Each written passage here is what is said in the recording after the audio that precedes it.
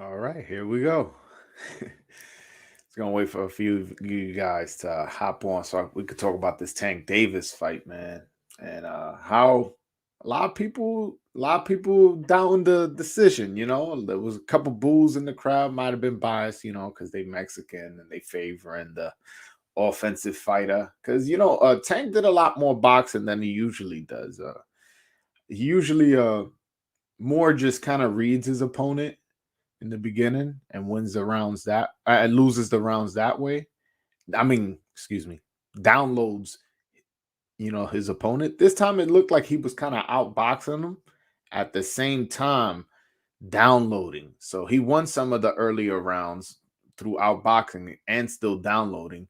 Yeah, he lost some of the few rounds because Pitbull Cruz, he's a good fighter. Like losing a couple rounds to Isaac. I mean, anybody who thought this fight was gonna be a total blowout, I was always bugging. I'm like, damn, y'all really think he's gonna blow him out like that? First round knockout, fourth round.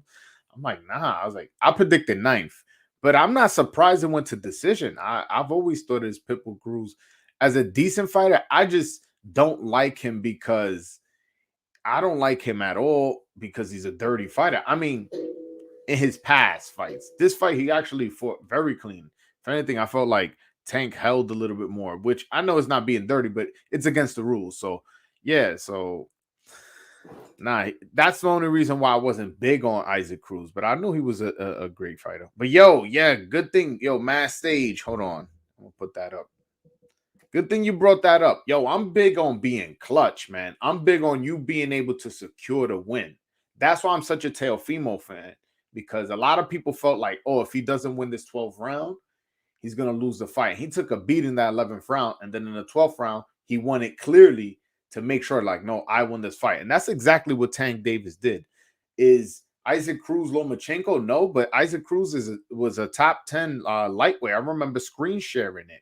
I remember screen sharing, hey, look, this is still a top 10 lightweight. Whether you guys want to say he's the best or this isn't the best fighting the best, he is a top 10 lightweight according to Ring Magazine, the Bible of boxing.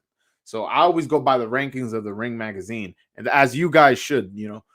Um, but yeah, so that 12th round showed me something, man, because on my scorecard, had he lost that round, it would have been a draw on my scorecard. And even if he would have got the win, which I'm sure, I think on two of the scorecards, it would have been like that. If had he lost the 12th round, it would have been on draw on each scorecard. So that 12th round, winning that 12th round was big on their score, two of their scorecard, and my personal. So to me, that's you performing in moments.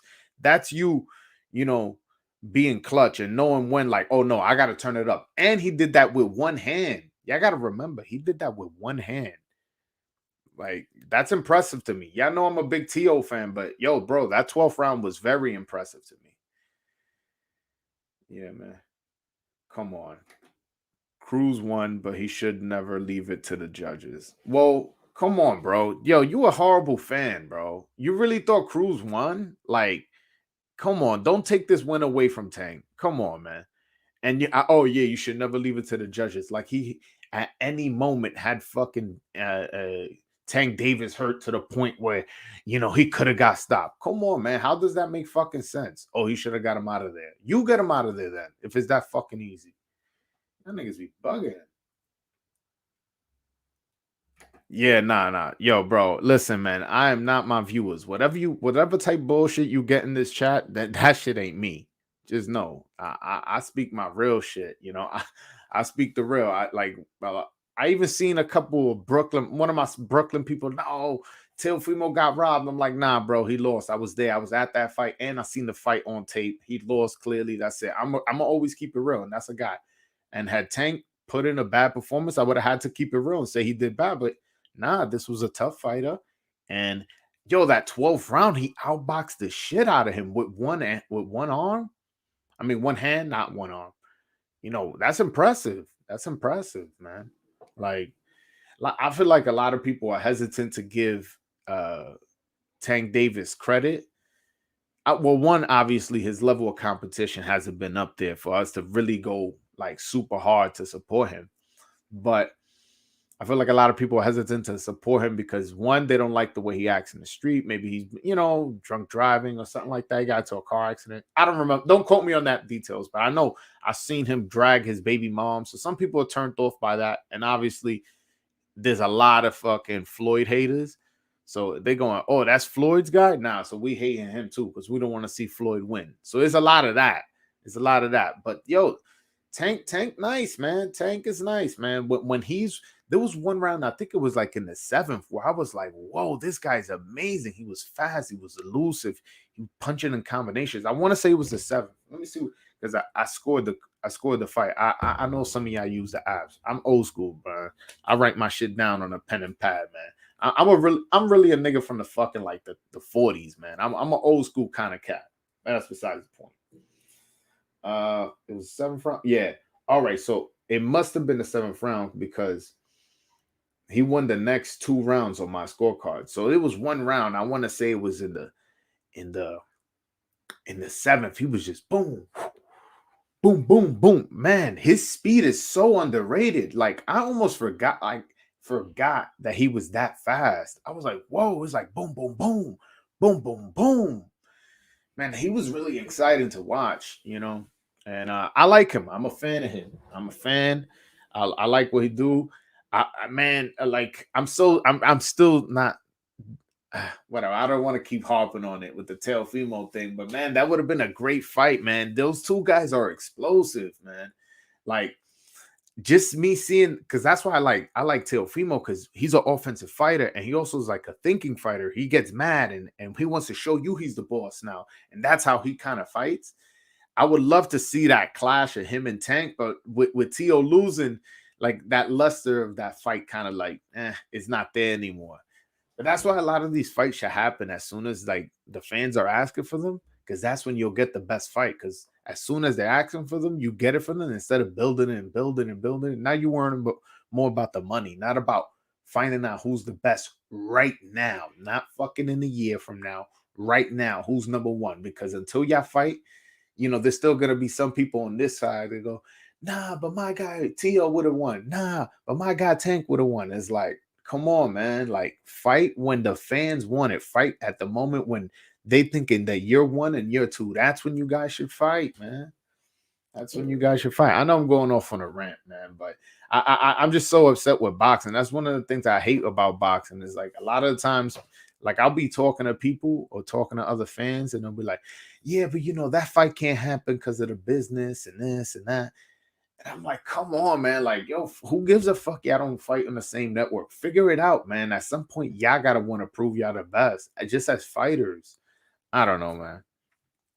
I know I'm going off on a rant, but either way, man, not to take away from Tank's win, man. Tank was really, really impressive. Again, that 12th round showed me a lot. It showed me a lot about him. It showed me he knows how to perform in moments, man. He knows how to step up when it's crunch time. And that's very important in the fighter. That's something that Sugar Ray Leonard had. Like one of the things about Sugar Ray Leonard that separated him from the other fighters is that he knew when he needed to step up, he stepped up. Yo, he was winning the early rounds against Hearns, and then Hearns started coming back. It was like, oh snap. It was like, is he gonna lose a decision? And then this guy goes, you're blowing it, you're blowing. He scores a TKO. Like, that's clutch. So performing late, especially given a excellent performance, that was an absolute boxing lesson in that 12th round. Like, for you to bring that out when it counted most, it lets me know that when you're pushed to the corners, you're gonna step up and give your best. And that was an impressive fight performance from me. From me. From Tank. Impressive performance from Tank, man. It was impressive. I felt like he showed toughness. There was times he was getting hit with some really vicious body shots. There was one body shot where I literally saw him wince. Like after it was like in the ninth round, he got hit in the ribs. It was a right hand to the ribs, and he just went. And some people be like, oh, he doesn't like it to the body. Tank got a weak body. Yo, listen, you getting hit in the body by fucking some guy that's been trained probably since the time he's two to go to the body from a Mexican father who was a fighter himself. Like, you're gonna get hurt to the body. So I don't want to see people going hard on Tank like that. Hold on. Hold on. I didn't see the fight. Were Cruz's punches bothering Tank at all? Yeah. Like I just mentioned, yeah, he got hurt to the body a little bit. Again, not at no point was he like really like holding his body going down. No. He wasn't hurt that bad. He was never hurt in trouble like where you're like, whoa, but he did get caught with some good shots. Even up top, he got caught with some good shots, but nothing like where you thought he was being irresponsible. It was just, Isaac Cruz is a tough fighter. He's gonna take advantage of any little mistake you do. And he's crafty. He's in there getting paid too. He's ranked number 8 in the no number 9 in the Ring Magazine rankings. So he's a top 10 lightweight. That has something to do with him getting in there and touching them up. And yeah, that's pretty much how I see it.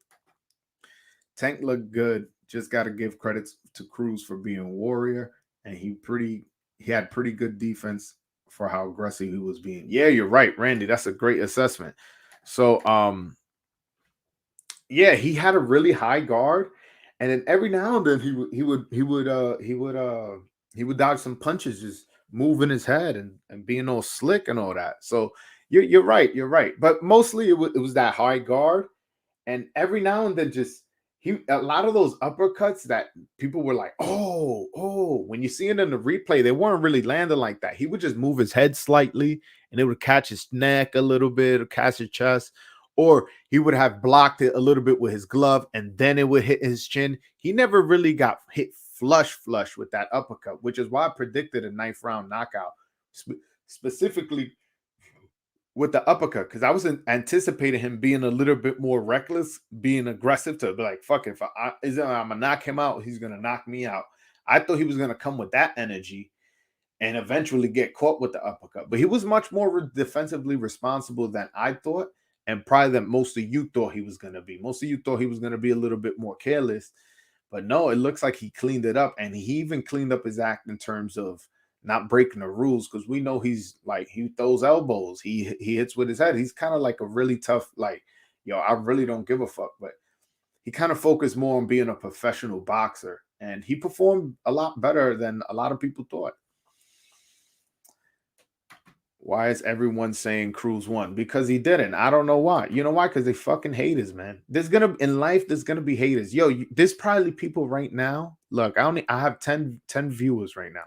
Probably 3 of them are haters. Probably 3 of them are motherfuckers that are just watching just to be like, yo, look at this corny motherfucker. There's people like that. There's people that live to hate. They don't live to watch something they like. So there's people that will say, fuck it, it's a close round. I'm gonna give every single close round to Cruz. And it's like, all right, if you're grading it that way, then yeah, Cruz won. But no, that's not how life works. It's like, yeah, that was a close round, but Tank won it. Again, I got Tank winning by 1 round. So I saw it as a close fight, but that 12th round sealed it, man. That 12th round, when it became to whoever wins this round, this is my fight, both on the real scorecards and my personal scorecards, that lets you know who the fighter is, who the best fighter is in that ring. And Tank won that fight, man. To me, that 12th round sealed it. Even if I wasn't scoring the fight and I was just to see the fight, I would be like, whoever wins this 12th round wins the fight. And that's exactly what happened. He won the fight. He won the fight. Dude saying Cruz won is laughable. Good fight, but come on, man. Nah, I agree. I agree, man. I agree. Like, it's a good fight. Listen. Do I want to see Isaac Cruz again in the ring? Absolutely. Like, I never said that he performed bad, that he sucks. I want to see him in the ring. I can see him fighting the Javier Fortuna. That would be a good fight. Who else he could fight? Jorge Linares, you know. Yeah, who else? Like Jojo Diaz. Wow, there you go. That's the next fight I want to see. I want to see Jojo Diaz versus Isaac Cruz. The 2 losers they just fought both of them. They just fought both of them. That's the next fight I want to see. I want to see Isaac Cruz versus Jojo Diaz. I gotta make a video on that. Yo, shout out to y'all for making me think and shit. Y'all giving me video ideas. Hold on. After seeing Haney last night and Tank tonight, who would win from both. Um, who would win from both? I think Tank, man, Tank. Haney has no power. It's like whoa, like he only hurt JoJo like twice. I'm like, yo, this guy started his career at 122, and you can't even drop him once, or when you hurt him, finish the job right there. I don't know, like. And Haney, I didn't like how he was reacting to the punches at times. There was a couple body shots where he really got folded over. I was like, "Oh, he got hurt." Like, what if that was Tank landing a body shot? I just think Tank is too strong, and this will be the first time Devin will be fighting somebody that's faster than him. And I know they sparred before, and Devin Haney got the better of Gervonta Davis, and he's much younger, so it was probably even more embarrassing for that to happen back then. Yeah, I got to remember, Tank has been training with a bunch of trainers, Calvin Ford, Barry Hunter. He even had some other guy, I forget his name. And then I've seen him do mitts with Floyd Mayweather. You don't think Floyd Mayweather Sr. every now and then does the mitts with him? Like he's learning from a lot of these great minds. So one thing you can't say is that Tank don't got power. So if he's now learning from the best, whether that be Mayweather, a senior or junior. Again, they both like have a lot of boxing knowledge. Barry Hunter, he used to coach the Peterson brothers and a bunch of other fighters he's trained. Calvin Ford, I'm not familiar with him, but I know he had a big presence in Baltimore amateur system because he was saying like, oh, this guy I know since it was 12, this guy I knew, and they were all in Vegas. So I'm assuming he was like somebody big in Baltimore. So he has all these great boxing minds. So he's learning, and every fight he's getting better. And one thing you can't deny is his hand speed, foot speed, and his power. Those are things that just are non-negotiable when you're talking about Tank. And now you see him downloading people. Like it's gonna get dangerous in the lightweight division if this guy really like. Again, he just had his tough fight. This is a good learning experience for him. Now he has this experience in him. Now is going to be tough for the next fighter because he's going to be faster than you. He's going to hit harder than you. And he's only getting better as far as his boxing IQ. Because the more he spends time around these guys, he's going to be getting smarter. You know what I'm saying? See what you're saying. Tank definitely folds Haney. Haney gets hit pretty easy, and he doesn't have power to worry Tank. No, I agree. Oh wow. Or maybe it's still Loma. Yo, that's a great fight, bro. Damn, man. Lomachenko. I made a video about this. Like, I want to say it was like in September. I made a video in September. I'm like, yo, please give me Lomachenko versus Tank. Now, that's a great fight. These are two guys that are not that far in age. I think the age gap is only 5 years. It's not like insane. I don't, let me stop lying. Before I was like the age gap is like 10 years or something. But I don't think I don't. But in all seriousness, I don't think it's an age gap is that big. What the fuck? Damn, this nigga don't got a wiki page. Oh, there you go. He's born in 88. Wow. So how old is it? He's 32. All right. No, he's 33. My bad. 33. Tank is 27. So they're only 6 years apart. That's not something crazy. They're only 6 years apart. So he's not fighting an old man. The guy, especially if he just beats Comey, he'll have another legit lightweight under his belt. So he'll have Nakatani and Comey after his comeback loss. So those are two like definitely solid opponents, especially Comey. Comey is I like Comey. Comey's a good fighter and he got power. So if he beats Comey, yo, like, what is it? Y'all just fought 1 week apart from each other. You could say Loma's not a draw, whatever. That's fine, I guess. But he's not a nobody. He's not like totally unknown. He fought his fight with Teofimo did like 3 million views on ESPN. Now, whether they're there for Teo or whether they're there for Loma, we got to be honest. We got to ask the question. Or was it just because it was a big fight? So, like, again, Lomachenko's not a nobody. He was on HBO when HBO was the number one thing in boxing. So if you even like boxing remotely, you are somewhat familiar with Lomachenko. Then he's on ESPN. Everybody watches ESPN, whether it be for First Take or for Sports Center. So he's being promoted on those ends. So he's definitely been visible. He's definitely a somebody. He's not a totally unknown boxer who's like, who the fuck is this? You know what I'm saying? So I hope they don't put that he's not a draw thing. Like, yo, yeah, is he as big of a draw as Tank? Absolutely not. And whatever split it should favor Tank, but not in the sense like, you know, like it's not worth doing business with him because he's such a nobody. Like that's the thing what Ellaby be saying. Letting Ellaby be trying to play dudes. He'd be like, why would I fight? He said that why would he fight Devin Haney when Devin Haney only sold 4,000 tickets and Tank sold 20. He's like, yo, if we put a fight on with him, we're gonna have to take a pay cut because he's gonna want too much and we bring too much to the table. Is this he doesn't break it down like that, but what essentially is what I'm saying.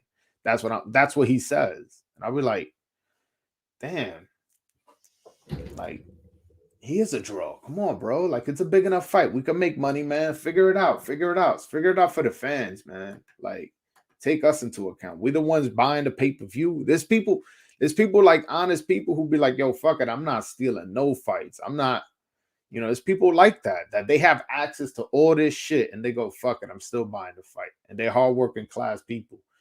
And it's like, yo, y'all can't work business with Top Rank just because it'll look bad for your network and this money. Is like, that's like almost not a good enough excuse for us fans, for us having the disappointment of not getting Tank versus Loma. Like that's such a fucking stupid way of doing business to me.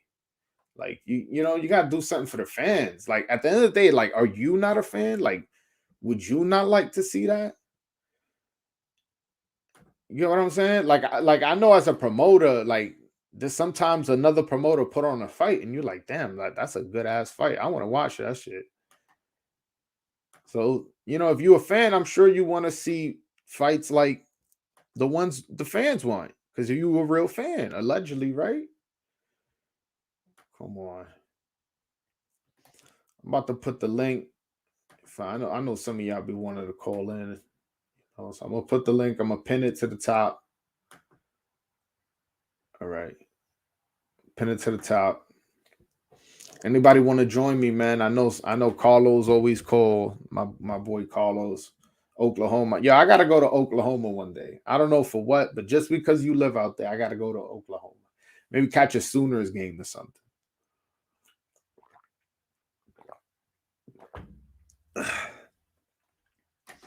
Yeah, Haney is a high risk fight, low reward. Well, at least the chances of losing to Haney is higher than chances of fight.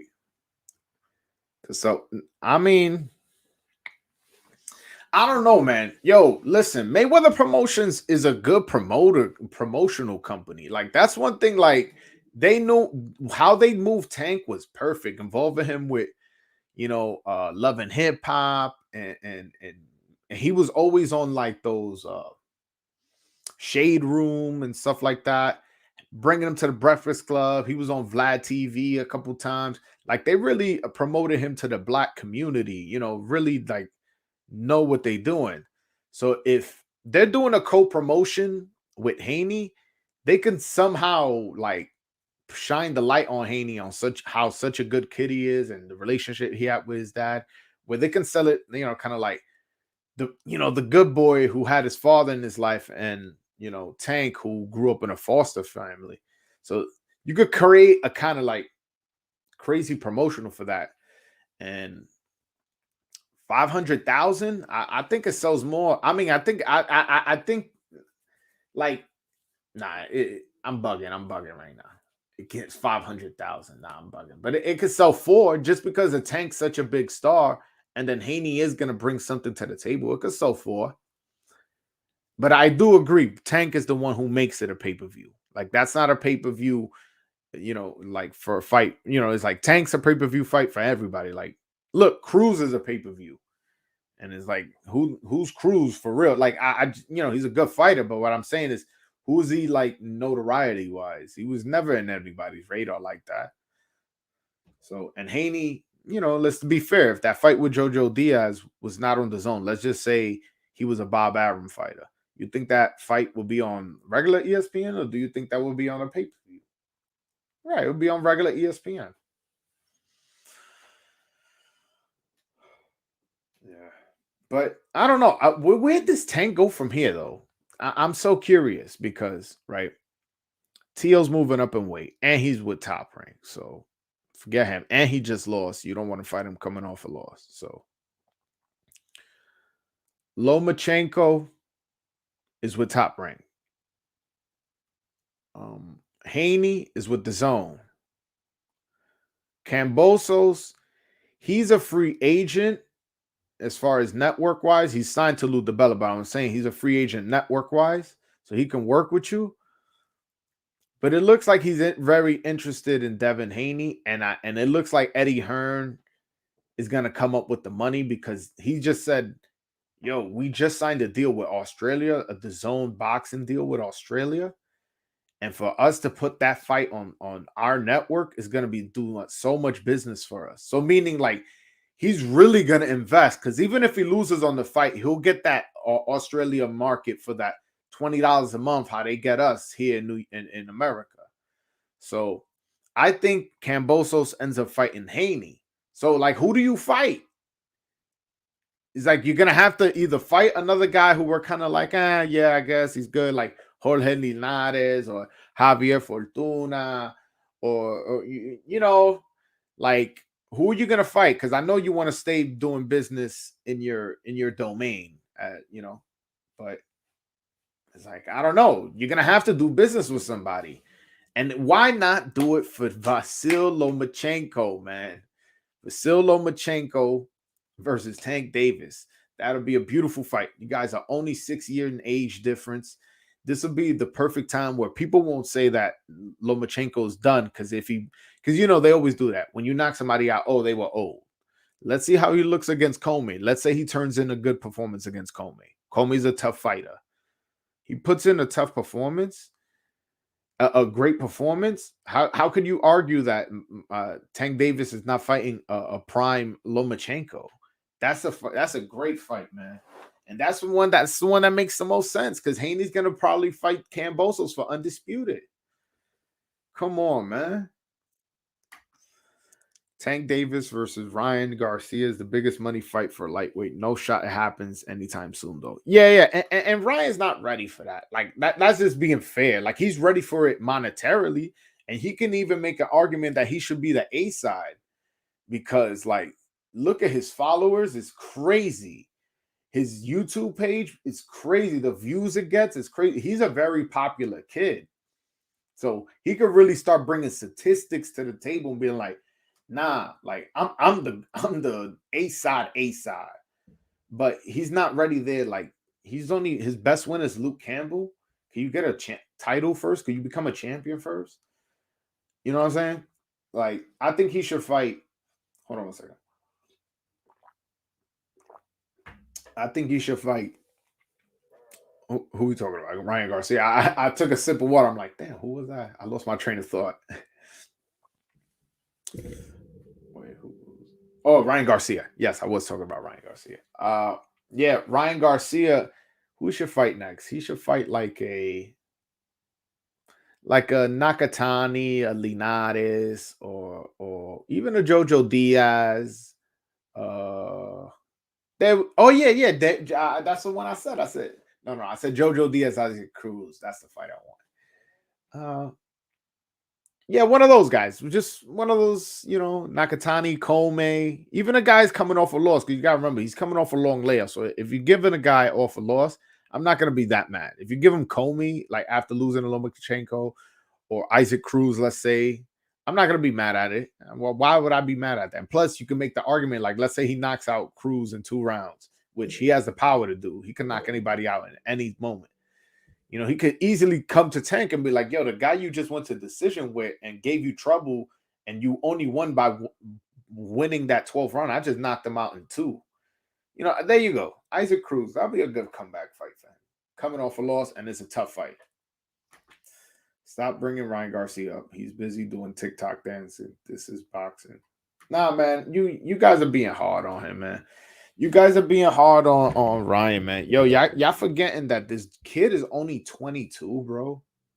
Yo, at 22, like you imagine being the number one star in boxing in terms of like your age group. Because again, he's more popular than Tank, and the numbers prove it. Both Twitter, I mean, I know Instagram for sure. I don't know about Twitter, but whatever. Instagram and like his YouTube numbers, and and a lot. He always sells out. He's a very popular kid. You know what I'm saying? And dealing with that at 22, that shit could fuck you up. So you the most popular, every this, you got all this money, all the girls want you, and it's like, damn, like, why am I fighting? Because he said the belts don't matter. So I think he's just working out. It's like, damn, why am I fighting? Why am I fighting? But he's a good fighter. And once he focuses in on titles and he sees what Canelo did, be undisputed, he should fucking go and really get at it, man. But he could fight, man. He could fight. I lost my train of thought. Nah. He can fight. Just stop talking shit about him. Y'all niggas be on some bullshit, man. Floyd won't allow Tank to get in with Loma. Too much risk to lose that all. But the thing is like Tank is ready for that smoke. Like, really? Like, we still looking at it like, damn, that's a dangerous fight. Like, yeah, it's a dangerous fight, but at no point, neither side should be looking at the other one like, yeah, like that's an easy fight. Like, nah, man. Y'all should both look at like it's gonna be a tough fight, but I'm gonna win. That's it. Like, you can't look at every fight like, damn, that's an easy fight. Nah, look at every fight like the dude has something to offer. But always know that you're the best. You know what I'm saying? Hold on. Broadway, I heard it on K9 and Pitbull won. The other media saying Pitbull won. He got robbed. Nah. Yeah. Yeah, I know he's still young. But yeah, whoever's saying Pitbull ain't get robbed, bro. I don't know. I thought he lost clearly. Well, not clearly. I thought it was a close fight. I can understand why people would say the other guy won. In a sense, like if you're giving him every single close round, but that's unrealistic. Obviously, if it's a close round, some are gonna go this way, some are gonna go that way. Again, I had it 7-5, bro. I couldn't have had it any closer. Tank won that 12th round.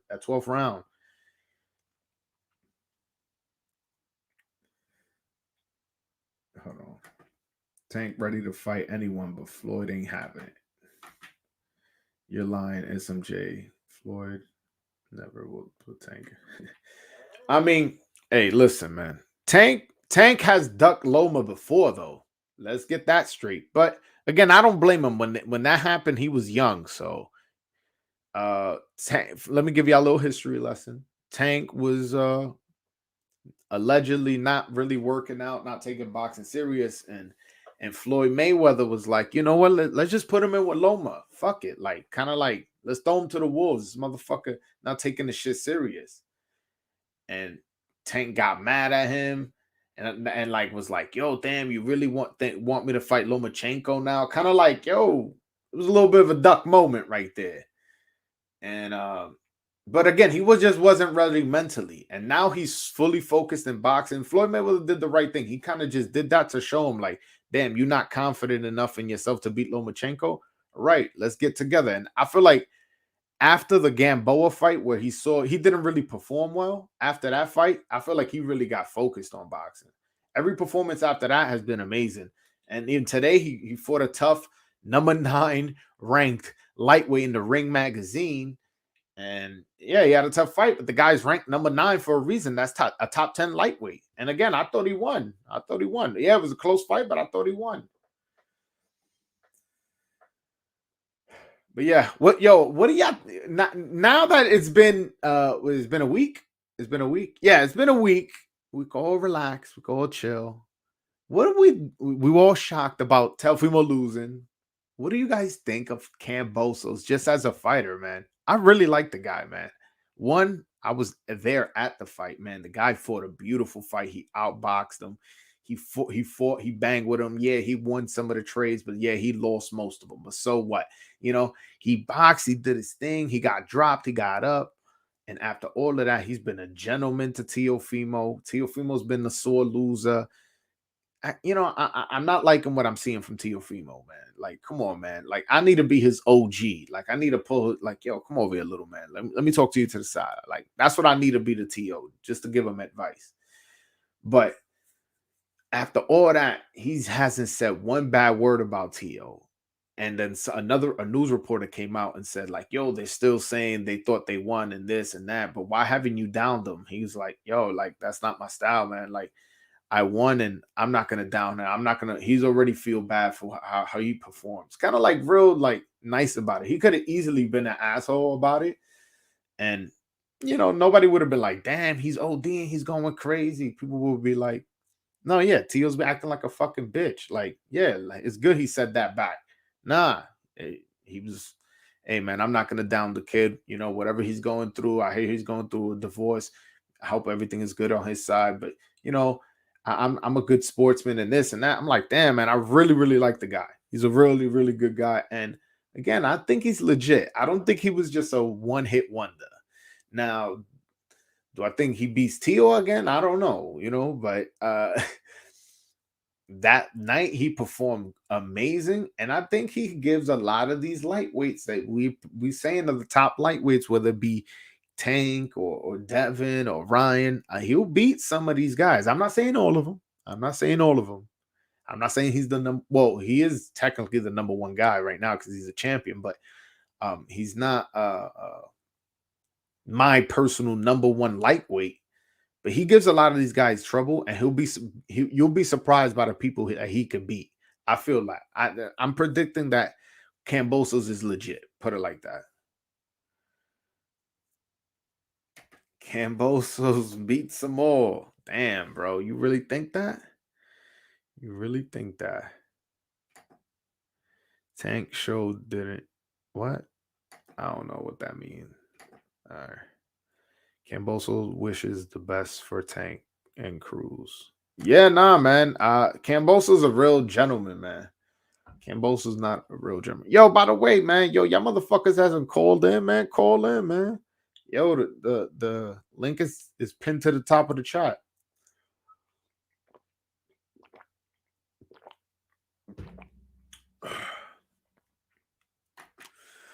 Who's your number one at 35? Ooh. Yo, by the way, I fucking love the lightweight division. Yo, bro, I'm not gonna answer your question, SMJ, and you my man. You my man.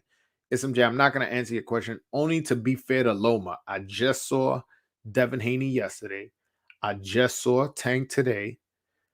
And I'm gonna see next week Lomachenko. He's gonna have to prove to me. And I'm thinking about going to the fight. I live in New York. I work that day. I think I might use a vacation day just to go see him fight. Randy, if you're in the chat, let me know if you're down to go with me. Yeah, man. So I want to be fair to Lomachenko.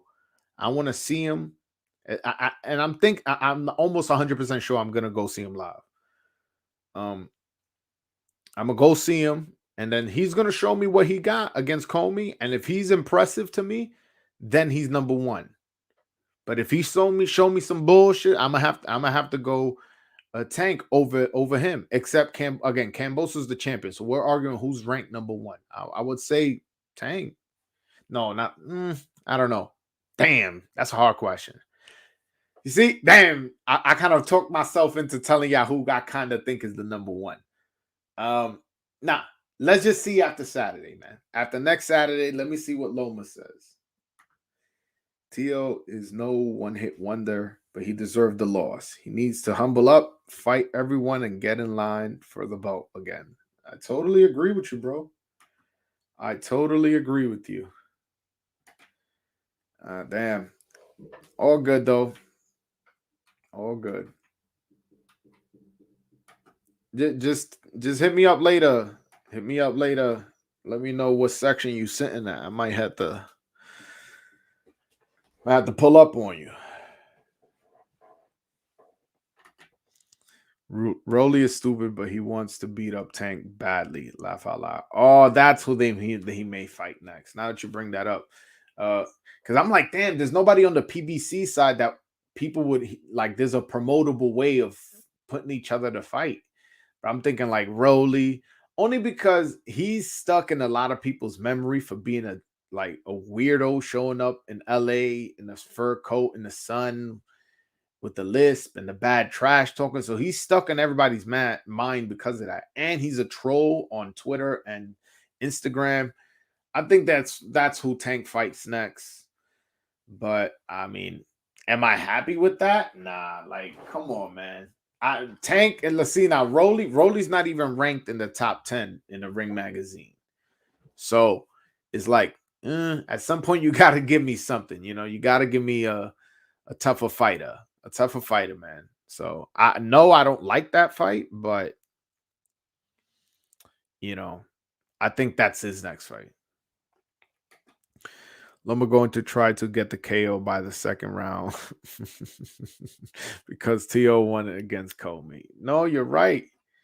You're right. You're right. You're right. Man, that's what I said. When I was on my T.O. shit, when I was on my T.O.'s the number one. He's better than everybody from 140 down. When I was on my shit like that, now I wasn't really saying he's the best. He was better than the new. I was just saying like he beats everybody at that weight and down. But damn, I lost my train of thought. Yeah, I can't be reading and fucking thinking at the same time. Y'all make me. Oh yeah, I was like, the only way he deserves a rematch is if he could get him out in the first round, because then he beat Nakatani better than Teo beat him. And then if he was to knock out Comey in the first, how could you not? How could you not give him a rematch, bro? How could you not? It's like, bro, he did him. You thought you did him bad, and you did. This dude did him worse in one round. You gotta give him a rematch. But either way, Teo was gonna, even if like Teo had beat Cambosos, Teo was so set that he's moving up in weight. He must have had a really, really rough camp going down to 35, because he keeps saying like, yo, I'm moving up in weight. I'm moving up in weight. He's been saying it for like the last year. Like, man, I can't do it no more. You got to hear people when people are crying out like on interviews and shit, talk about how they can't make the weight and they're doing it, just to force themselves. And it's like, I don't know. So let's see how he looks moving up,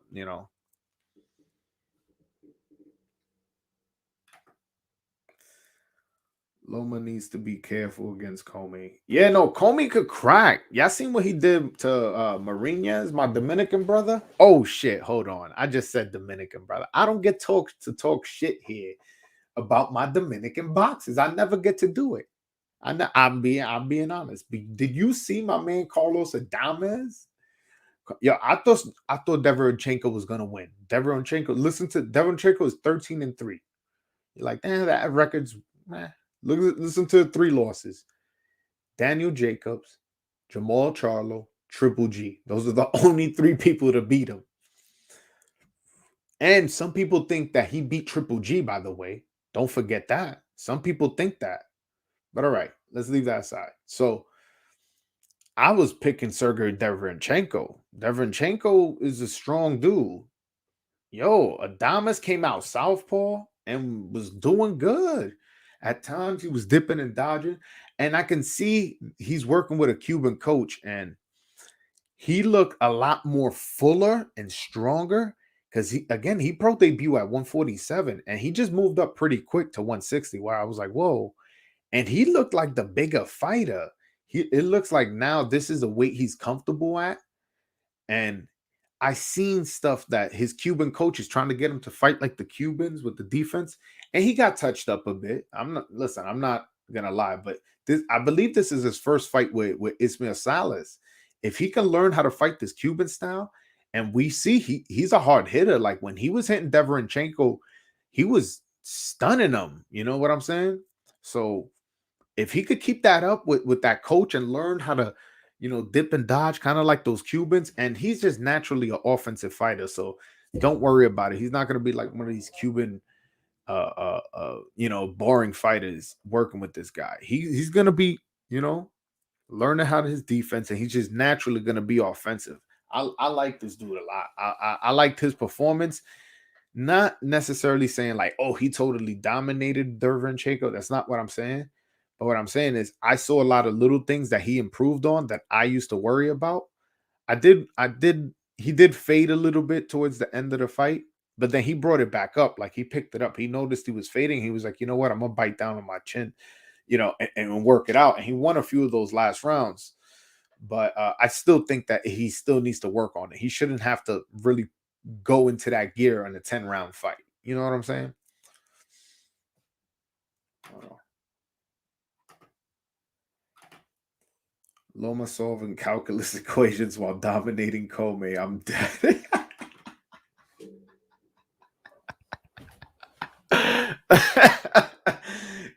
Y'all be funny in the chat. Yeah, that's hilarious. This dude's like an evil scientist while he boxing. I think Teal's still better fighter than Kambosos. Hold on a second. He's just off, needs an elite team. If Lopez don't want to let that dad go, needs to add someone to team. Stay sober. No, for real. Yeah, yo, not for nothing. Yo, he did look a little drunk. Like I don't know. Like I seen him do an interview with Radio Raheem, and the way he was talking and expressing himself, and it almost came across like a drunk guy who's going through a stressful moment. Like he was expressing himself, and it was kind of like I was like, damn, is he drunk right now? But it could. I was like, oh no, he's probably just overwhelmed with emotion, like super angry, holding back his tears. But then I was like, I don't know. It kind of sounded like he was slurring a little bit. But I don't know, man. He yeah, a lot of people saying like, yo, it's time to calm down. Like leave your father. And he put up on Twitter, he's not leaving his father. He said, to the wheels fall off. I think what he should do is, because I saw him and he said that Canelo told him he wants to train with him. And Teofimo was sounding mad interested. I saw an interview like before the loss. He was saying like, oh no, we're gonna plan it out. And they seem to have a relationship. If he could just work out in his gym in San Diego, like just work out there, he could still keep his father as his trainer. But we always see videos of Canelo teaching Andy Ruiz how to hit with a right hook, teaching Ryan Garcia how to throw a jab. So he's just gonna be around. He's every now and then gonna teach Teofimo like, hey, when he moves his head, do this. Hey, when you throw your jab, spin your roll with the right hand like this. So I think he should just keep his father, because it's easy for you to say like, yeah, just fire your fucking father. Just fire him. The guy who's been training you since you were 6, the guy who probably worked 2 jobs to fucking pay for all your boxing equipment and make sure you lived in a safe neighborhood, the guy who moved you out of Brooklyn to fucking Florida to live in a better environment so you don't grow up in the fucking hood in Brooklyn. That guy, you see that guy, the guy who loves your mother, the guy who raised you, the guy who will give his blood for you, the guy who taught you everything you know in the boxing world, and the guy that you consider the highest in your memory. Yeah, just fire him, man. Just fire him. Think about it, bro. Like, yo, like your motherfuckers is savages, man. Like, I think they should part ways, but it has to be something more is mutual. Like that. It's very hard for you as a son to come to your boy, your father after your one loss, be like, yo, I'm firing you. I think he should just go work out in Canelo's gym. He still stays with his father because his father knows how to motivate him. If anything, that's one thing I gotta give Junior, Teofimo Lopez Sr. They call him Junior. He knows how to get his father, like his son, amped up. He knows. And which is why I think he lost it to Kambosos fight, because he kept telling him, amp up, amp up, amp up, amp up. By the time fucking 11th round came, he's fucking spent. He's too tired to keep amping up. But yeah, he should train. He should train. Oh yeah. Now the thing is with the Robert Garcia Boxing Academy is Jose Ramirez trains there. Teo's moving up to 140. You know what I'm saying? Mikey Garcia trains there. That's a possible fight. You never know in the future. So I just don't think that he would want them to be in the gym with each other, figure each other out, especially the whole Jose Ramirez connection. Like they really might fight like in Jose Ramirez fights Pedraza on in February. Whoever wins that fight is pretty much guaranteed that they're gonna fight T.O. next, in my opinion. To me, that's where Top Rank goes. That's the next logical move is to get is if Pedraza wins, you put Teofimo Lopez versus Pedraza on the Puerto Rican Day Parade, and on the undercard, you put Edgar Berlanga. And that shit would fucking sell out the Madison Square Garden, and I would be there live. I made a video about this. I don't know if y'all saw that. I would fucking go watch that. Like I'm not even Puerto Rican, but you got to remember you got a Brooklynite Puerto Rican on the undercard co-main event who's a big star amongst the the young guys. Like I live in New York, man. I get asked about Edgar Berlanga every now and then on my chat. I'm like, damn, Edgar Berlanga's name really buzzing out here. So you put him on the undercard, Puerto Rican Brooklynite, then a guy from Brooklyn facing a Puerto Rican, you're gonna have that shit crazy, especially if you put Edgar Berlanga to fight a Mexican. So it'll be Puerto Rico versus Mexico on the undercard or something like that. I'm telling y'all, man, like I should be a promoter, man. I like Top Rank need to hire me, man. I'll be coming up with these ideas how to promote. But yeah, point is that's if Pedraza wins, beats Ramirez. Then you put Ramirez. If Ramirez wins, what's the next logical step? Put T.O. in there. Yeah. T.O.'s young, man, and T.O. doesn't want to get spoon-fed. He wants to go in tough. Yeah, go ahead. That's it.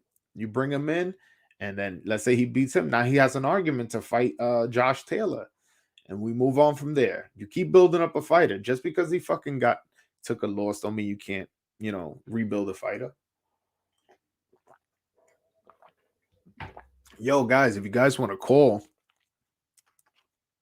the link is pinned to the top of the chat, and just click that, take you to a website, and you can either FaceTime me or you could talk one-on-one.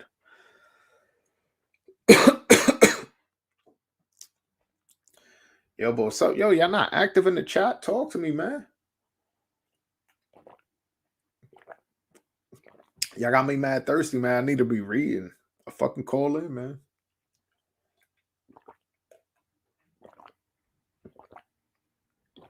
Yo, but the Tank, man.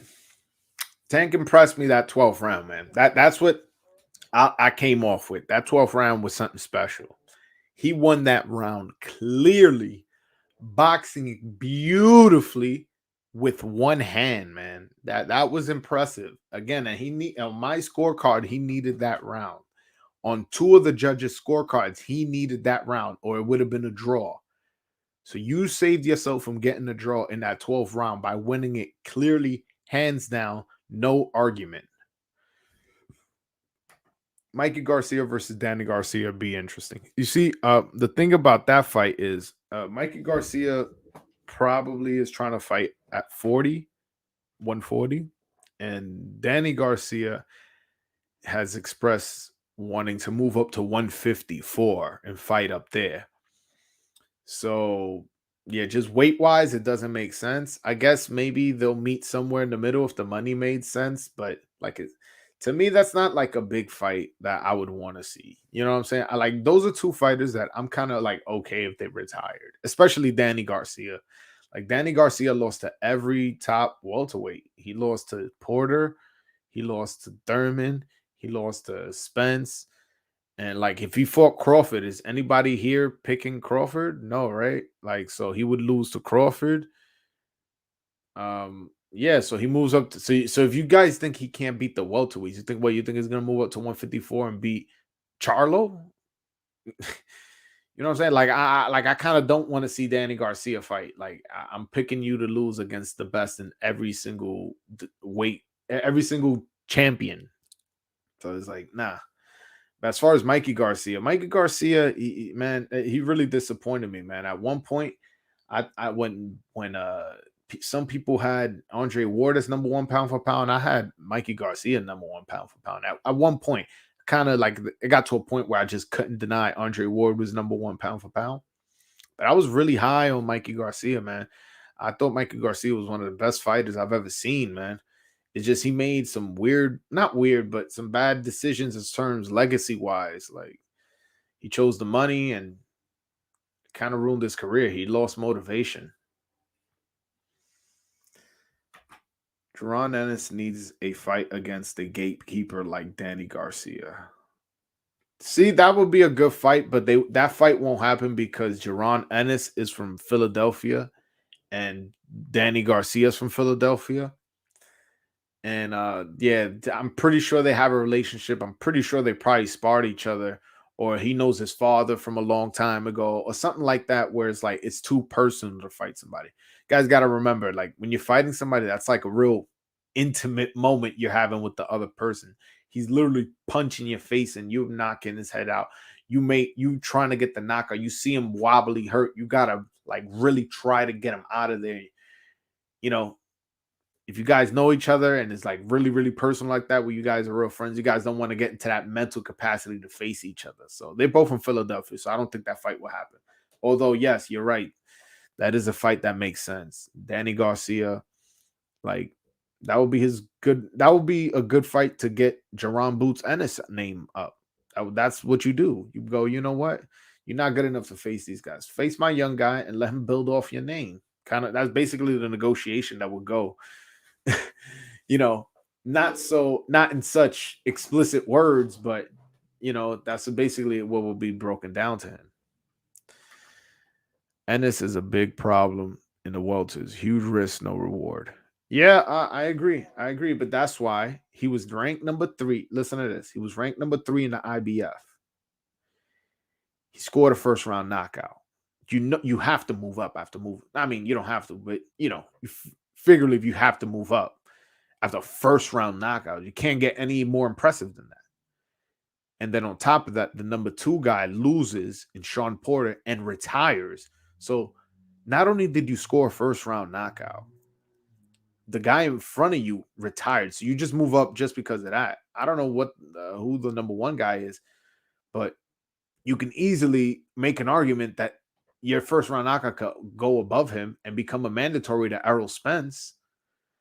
I don't know. The IBF don't play with their mandatories. Maybe he gets ordered to an eliminator with the number 1 guy. That would be probably ideal because then that'll mean his next fight it has to be against the IBF champion, whoever that is. And right now it's Errol Spence. So yeah, I think he should go the mandatory route. At least that's how I would do it. I would go the mandatory route where whoever has a belt has to fight me. That's it. Whoever has a belt has to fight me. What's up, bro? Shout out. Yeah, man. Shout out to you, my brother. Yeah, I work for you now, man. I'm working for you, man. I'm trying to keep y'all entertained, man. Shout me out in the chat, man. Is Jojo Diaz better than anyone on Tank's resume? Is he better than everyone? No. Is he better than Jose Pedraza? Jose Pedraza, 2 division world champ, and Jojo Diaz only did it in 1 division. So no, he's not better than Jose Pedraza. He's better than Issac Cruz. He was ranked higher. So let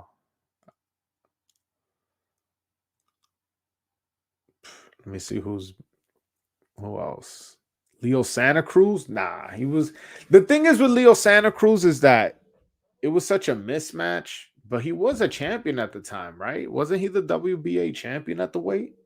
So yes, was it a mismatch? Yes, but he was a champion. It's not Tank's fault that it was that much of a mismatch in terms of the um bookies and all that, like the numbers. And it was a close fight. He just ended it with 1 shot.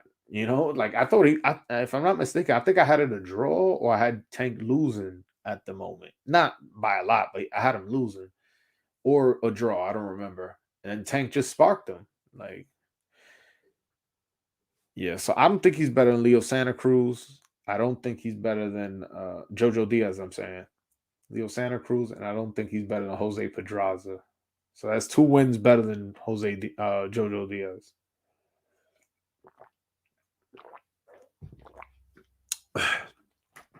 I think Barrios beats JoJo. I do agree because of size difference. Like one guy fights at 140, one guy's fights at just moved up from 130 to and now fights at 135.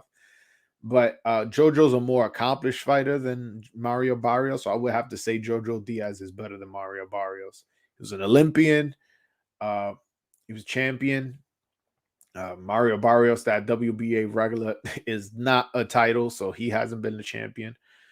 So yeah, no, Jojo Diaz is better than Mario Barrios. He also beat Fortuna and Tevin Farmer, man. Those are tough lefties, man. Tevin Farmer, like Tank Duck Tevin Farmer. So you know what I'm saying? That there's that. Then there's he beats Javier Fortuna, who some people think that Ryan Garcia ducked. You know what I'm saying? It's like, and then some people even accuse Devin Haney of ducking Javier Fortuna. I don't believe it. Matter of fact, I know for it not to be the truth. But yeah, like Javier Fortuna is a good fighter. He beat him. He beat him and Tevin. But and now after watching these two lightweight fights, man, now I'm super excited for the Lomachenko fight, man. Like I really want to see who's the best lightweight. I really, really want to see because I'm gonna make a good assessment as to who the best lightweight is, especially after watching Camboso's live. Because Camboso's and Tio live. Let's say I go see Loma and he performs a good way. Shit, I might have to.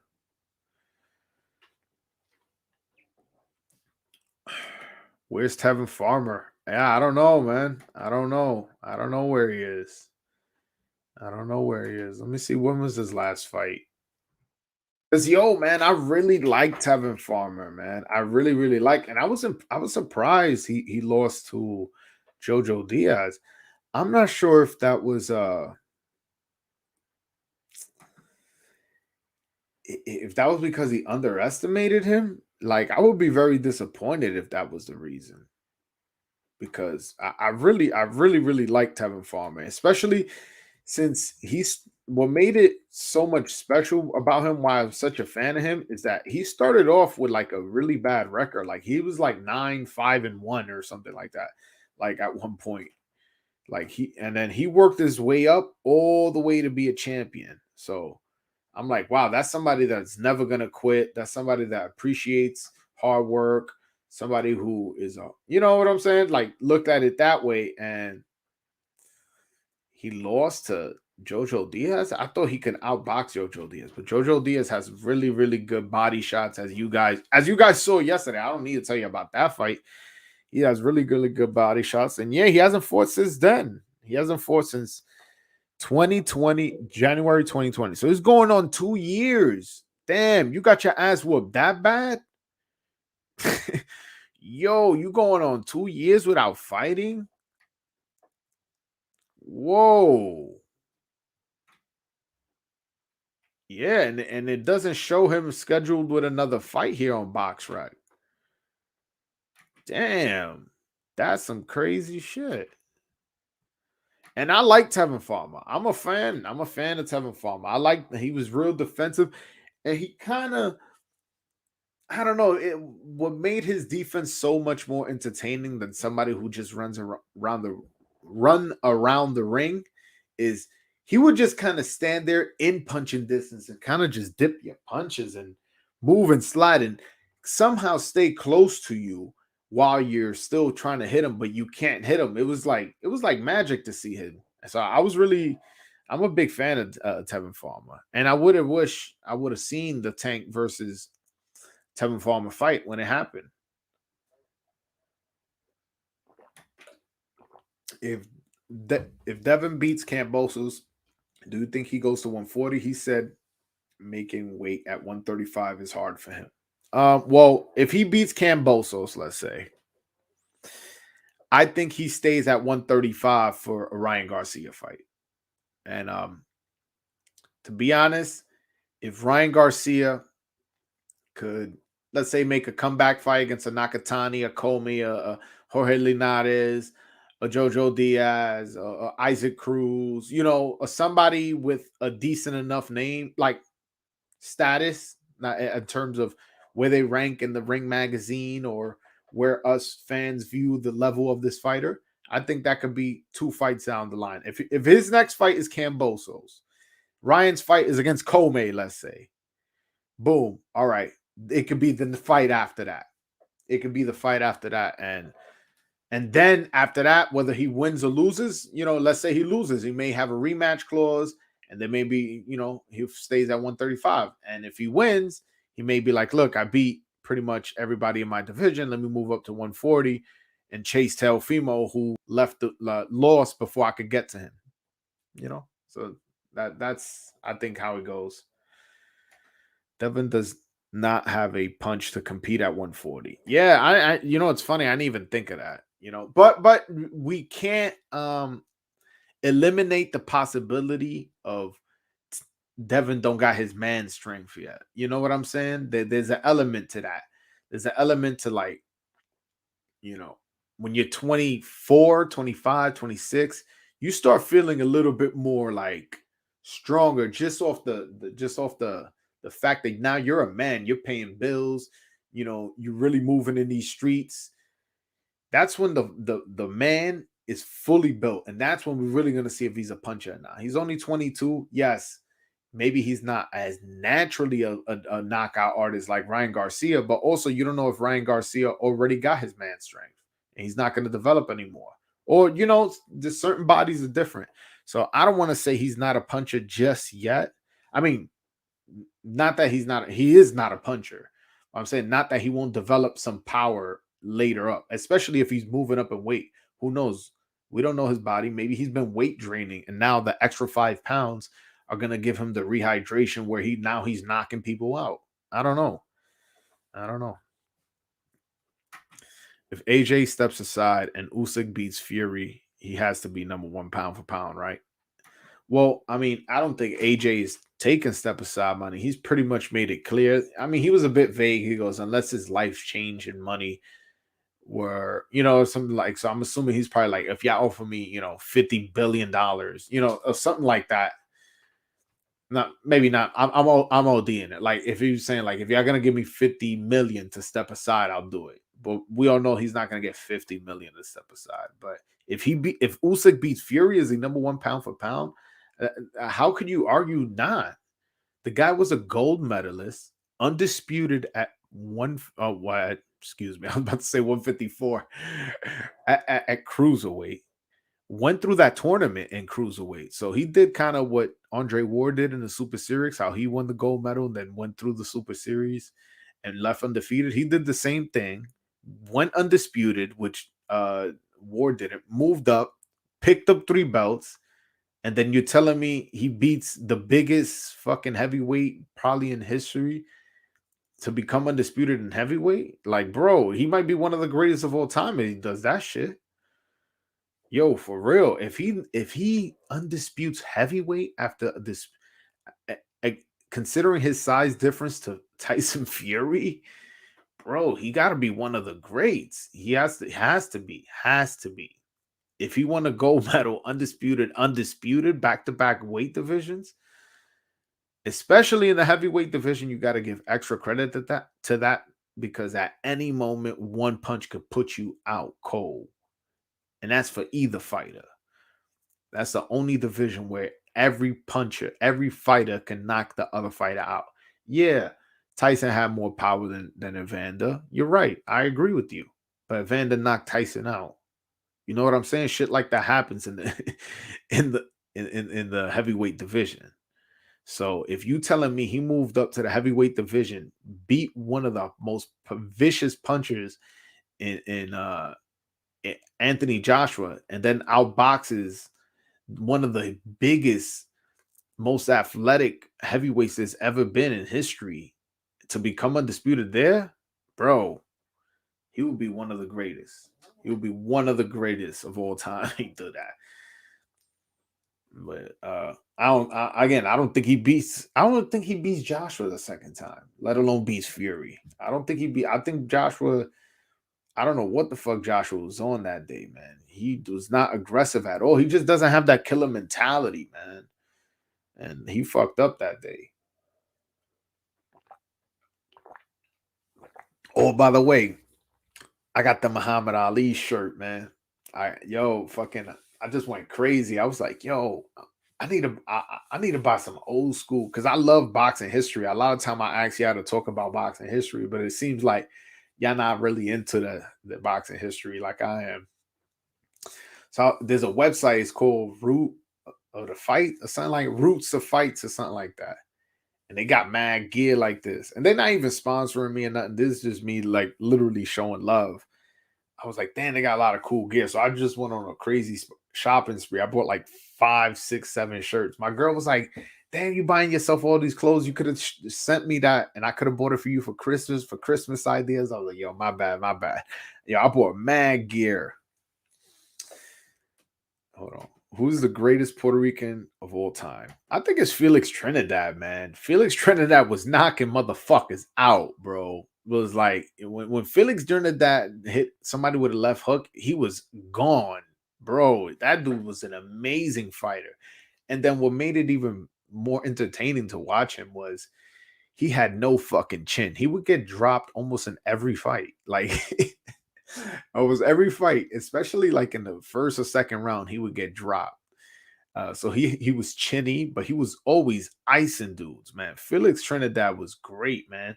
And what he did at middleweight was so impressive, man. Coming from such a smaller weight to go up there and your power, what he did to Joppy was just insane. Insane, man. Uh yeah, so greatest Puerto Rican fighter of all time. I would have to say Felix Trinidad, man. Felix Trinidad. I'm trying to think who else was really good that I like from Puerto Rico. Carlos Ortiz was good, but I don't know if he's the best. Yeah, nah, I think I gotta go with Trinidad. Trinidad. Yo, you see, I like you for asking me a fucking boxing history class. But yeah, question. But yeah, I'm rocking the Muhammad Ali thing, man. That's my favorite fighter of all time. All time, this is my favorite. I'm not saying he's the best. I don't think he's the best, but man, all time favorite, man. This right here, man. This guy right here. Shout out. You see, I'm a fan of Tyson too, though. I'm from Brooklyn. Just because this is my favorite don't mean I can't rep my man. I rep both of them. Nah, I don't think Cotto was the best. Cotto was never a unified champion.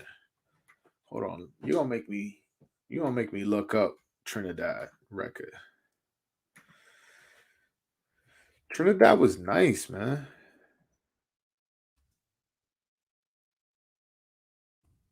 I'm gonna screen share in a bit. Let me just find the page and set it up for you guys. Don't get impatient with me.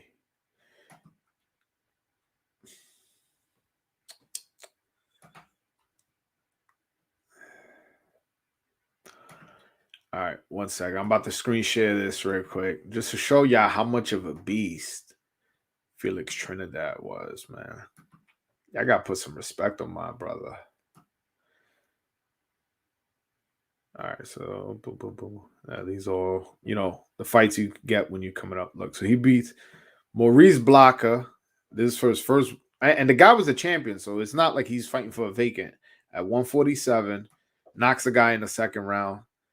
Then the next fight, he gets a knockout in the first. Next fight, he gets a knockout in the 10th. Hold on, this thing is I can't see these two fights. I think that's Hector Camacho, and if I'm not mistaken, that went to decision. Look, knockout, knockout, knockout, knockout, knock. Look, it's all knockouts. These are all knockouts, and like early too, like fourth round, first round, third round, sixth round, fifth round.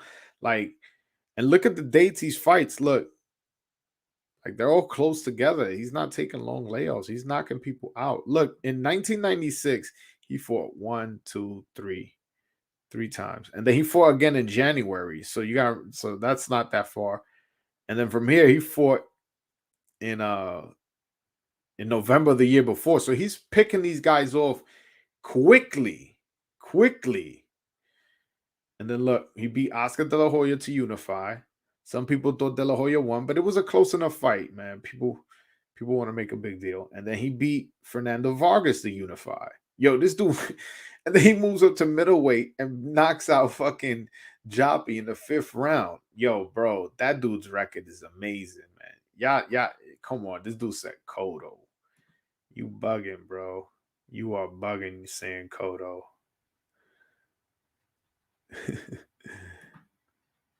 Yeah, Felix was fast. Yeah, all that. Hold on. Camacho, Puerto Rican, New Yorker in his prime. Yeah, you know what's funny? He was actually born in Puerto Rico. So people are like, oh, he's Puerto Rican, but he's really from New York. It's like, no, he was actually born in Puerto Rico, but he was just raised in New York. He was raised in New York. He was raised in Spanish Harlem. And, there's a documentary on him on Showtime. If you guys want to check it out, if you guys have Showtime, just log in, go to download the Showtime app on your phone, log into your, cables like information, or if you have the Showtime any app, and then watch the documentary on Camacho. It's a really good documentary. What about the quiet man? He's talking about John Ruiz. Nah, man. Shout out to John Ruiz though. He was a bit boring, but like he was always a gentleman. I'm not gonna talk trash about him. Carter Mayorga was a savage. Yeah, I wish. Oh, my bad. I wish Ricardo Mayorga was actually a better fighter because, well, he wasn't a bad fighter. I wish he was more dedicated, with the smoking of the cigarettes and sometimes coming in a little pudgy. Like, I wish he took boxing real serious because he was good for boxing. He was crazy.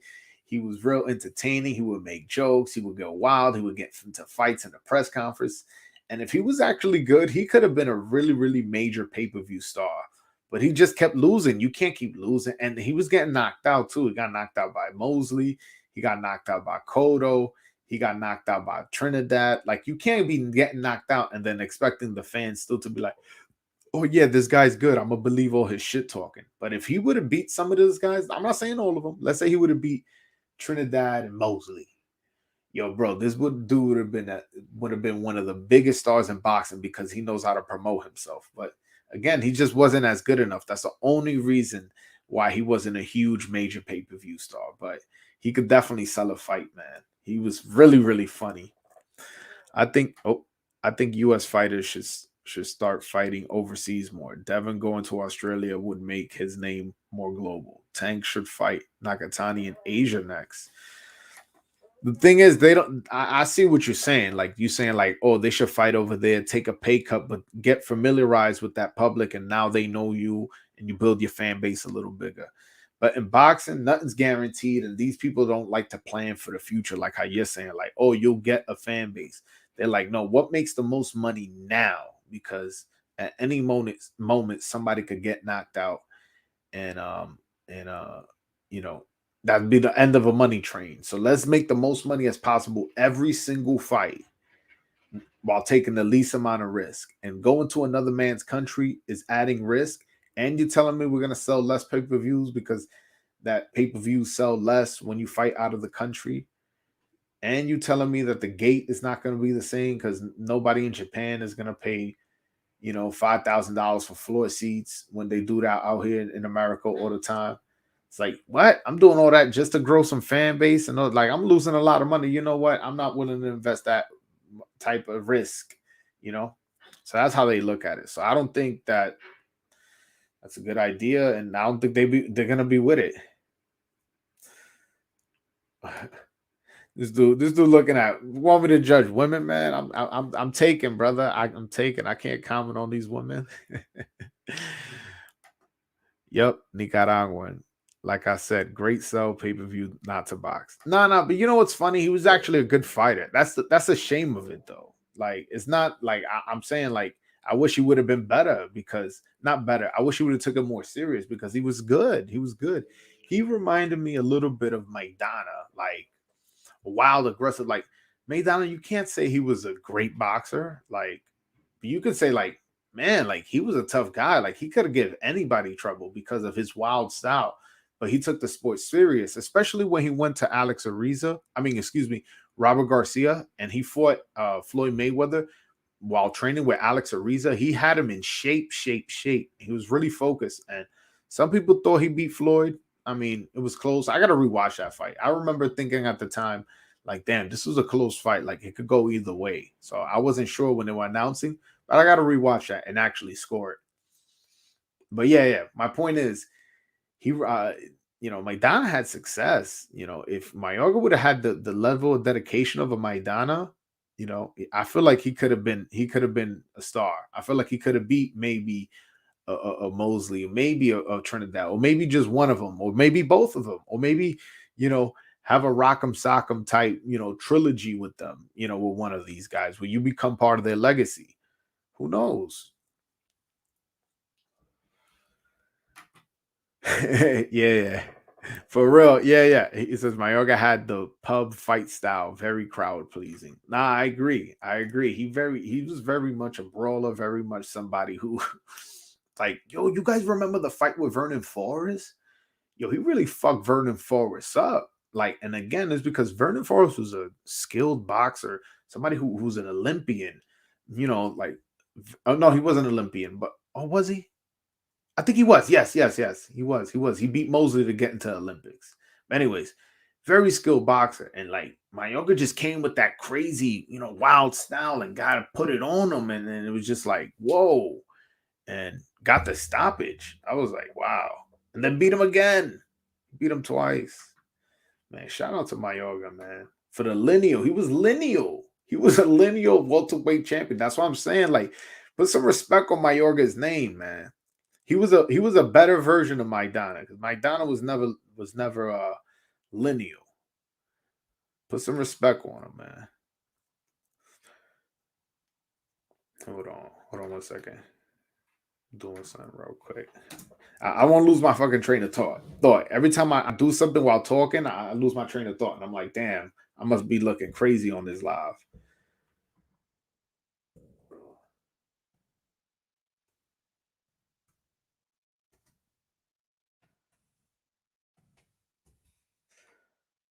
All right, hold on.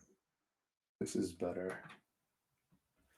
All right, so I just relinked the repinned my stream just to remind you at the top that if you guys want to call in, click the link. It'll take you to a website, and you can either FaceTime me, call me, asking me about any questions, whether it be garner the boxing, and yeah, and or ask me a question, whatever you want.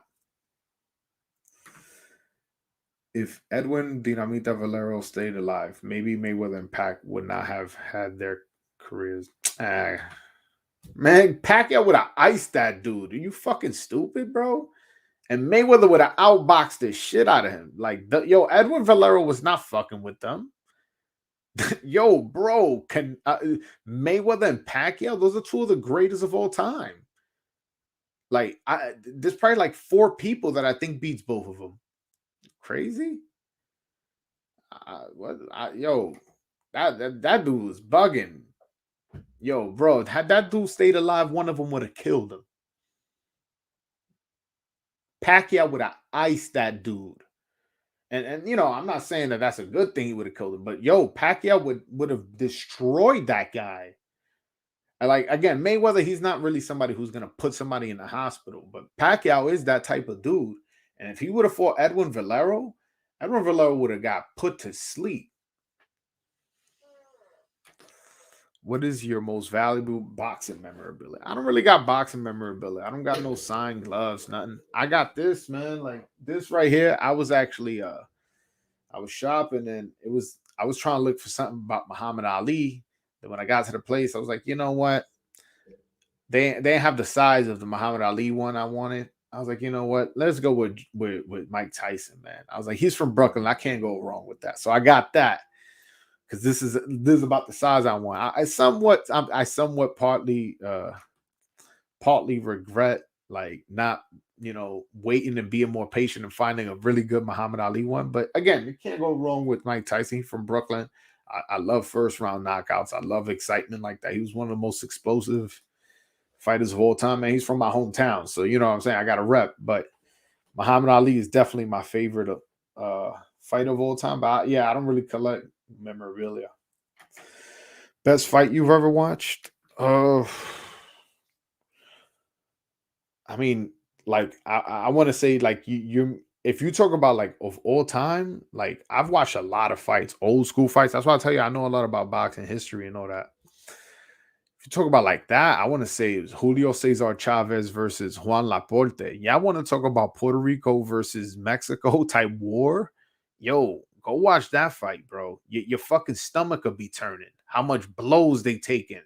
Man, at the end of the fight, yo, Juan Laporte's face was all bloody and he was putting it on Chavez at some point. And it was it was like when there was the fight ended, I knew who won, but I was like, bro, I don't know who I would have given this fight to. And it went to Chavez, but I was like, it was a brutal war. Julio Cesar Chavez versus Juan Laporte. Mexico versus Puerto Rico. It fucking lived up to the hype.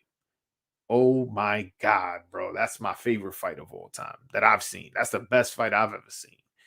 Brutal war. Chavez had some really, really good fights, man. Really good fights to watch. The fight against Meldrick Taylor was good to watch. The fight with Edwin Rosario was good to watch. Man, Edwin Rosario was one of the most powerful Puerto Rican punches of all time. If we talk about just straight power, Rosario's up there. Yo, fucking Julio Cesar Chavez moved from 130 to 135, fought this guy and walked through all of his punches and knocked him out in a brutal beating. In a brutal beating. Hold on. One of the Lamada Robinson got to be up there. Honestly, to be honest, I don't really watch like old fights like that. I watch fights from like the 70s and on. Like, you know what I'm saying? Like those too old where like the commentary is not all up there, and then the camera angles and then the skits in and out, and then you don't know which fight is who because they both have the same hairstyle and then and they're both similar color skin and it's black and white. It's like I just can't do it. I don't know. So I'm sure LaMotta versus Robinson, Jake LaMotta, he's from the Bronx, New York. Sugar Ray Robinson, he's from Harlem, New York. So this was a local New York fight. I'm sure those fights were amazing. I believe they fought 6 times or 6 or 7 times. I'm sure those were all amazing, but I never seen them. I never seen them. What's some of y'all favorite fights? Write in the comment section. Oh, right. By the way, everybody start writing in the comments section. What's the best fights you like? Your favorite fights of all time. What about Hagler Hearns? Man, that was a fantastic fight. It was for to see who was the toughest, roughest dude in the middleweight division, and Hagler came out and proved it in 3 rounds. You know, and Hearns put up a good fight for 3 rounds. It was like, who do you get? That was probably the best first round of all time. It was a war in the first round. It was highly skilled. It was highly anticipated because it was two middleweights in their prime of their life, two all-time great middleweights, by the way. You know, that was the best first round of all time. Then the second round, they started freaking cutting each other and bleeding, and it's just their move. Oh man, that was a great fight. Great fight. Oh yeah, Canelo versus Triple G was fire, man. That was a fire. I think Triple G won that fight, man. I know I'm unpopular with that, but all right. Wilder Fury 3. Wilder Fury 3, when you're living in the moment, is definitely a classic fight. But after rewatching it a second time, I'm like, yo, Wilder just won the first round and the third round when he dropped Fury twice. That's it. After that, Fury dominated. I mean, like, but living it in the moment, I agree. It was a great fight. Like you were on pins and needles the whole time. But when you rewatch it, it's not, it's like you kind of get the feeling like, why was this such a great fight? You understand what I'm saying? Cambosos versus Tio is a classic in my eyes. And it's a classic in the sense like of what it meant to boxing, not in terms of like pure entertainment for like the average boxing fan. But I agree. That's a classic upset. The guy came to your hometown and clearly outboxed you and even dropped you in the first round when you were saying you was going to knock him out in the first round. Like when you add the storyline to it, for sure, that's one of the best wins, yeah, like in lightweight history, probably. You know what I'm saying? But as far as like entertainment value, it was an entertaining fight, but it wasn't like Hagler Hearns. We're talking Hagler Hearns, Juan Laporte, Julio Cesar Chavez, Triple G versus Canelo too. You know what I'm saying? Like, we talking that type of shit. Hearns may be the only dude ever hurt Hagler. Yeah, man, that was a war, man. Nah, Hagler got touched up a couple times. I mean, he wasn't untouchable against Vito Antuofermo. He got touched up a little bit. Not saying he deserved a draw. He probably deserved a win, but he got touched up in that fight. Who else? The Sugar Ray Leonard. I know Sugar Ray Leonard could crack, so I'm pretty sure he landed some hard shots on him. I don't remember if he hurt him at any point though. John Mugabe hurt him. John Mugabe, really put in a good fight against Hagler. So there's a lot of guys who put hands on Hagler. You know what I'm saying? Yeah, this dude's funny. He said Mayweather versus Victor Ortiz. That's one of your favorite fights of all time. You must really hate Victor Ortiz.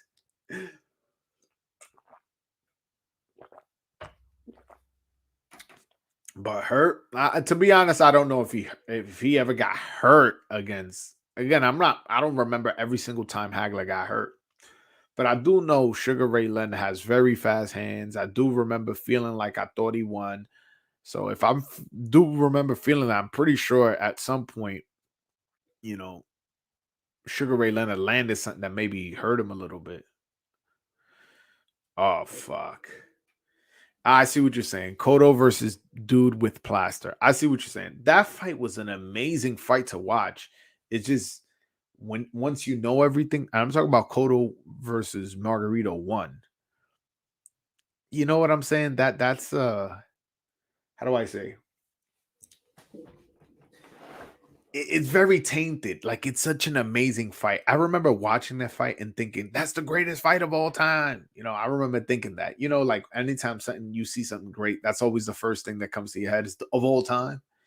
And I'm like, oh my god, that was one of the greatest comebacks. He was losing the first 6 rounds, and then after that, he took over and he showed how strong his chin was because he took some hard shots from Cotto, walked through all his punches and knocked him out, made him quit, bloodied him up. And then you find out he had plaster in the Mosley fight. And then so once you put two together, I'm like, if he had it for the Mosley fight, why wouldn't he have it for the Cotto fight? So it's like, oh man, like it really messed up that moment we had, how we thought like Margarito really just, had a great performance. And then he gets knocked out by Mosley. Talk about karma, man. I was there, for the second fight. It was in Madison Square Garden. I was actually there, and yeah, he won the fight, but we all know Pacquiao was the one who fucked up his eye, so that's why his eye was weak and susceptible to getting swollen like that. Um, and that's what he did. He swelled his eye, and they had to stop the fight, but he did win. He did win. It was an okay fight. I was there at the building. It was an okay fight. Oscar De La Hoya versus Chavez, like what it meant for Mexican boxing culture gave way for Golden Boy.